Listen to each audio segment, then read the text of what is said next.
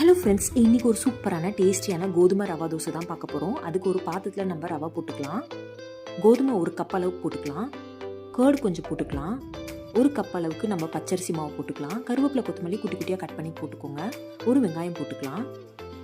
மிளகு இந்த மாதிரி தட்டி போட்டுக்கலாம். பச்சை மிளகாய் இந்த மாதிரி கட் பண்ணி போட்டுக்கோங்க. தேவையான அளவுக்கு சால்ட் போட்டுக்கலாம். வாட்டர் கொஞ்சம் போட்டுக்கலாம். நல்லா இந்த மாதிரி மிக்ஸ் பண்ணிக்கோங்க. இன்னும் கொஞ்சம் வாட்டர் போட்டுக்கலாம். மாவு இந்த மாதிரி தண்ணி பதத்தில் இருக்கணும். ஒரு 15 நிமிஷம் கழித்து ஒரு தோசை பேனில் நம்ம ரவா தோசை மாதிரி போட்டுக்கலாம். ஆயில் கொஞ்சம் போட்டுக்கலாம்.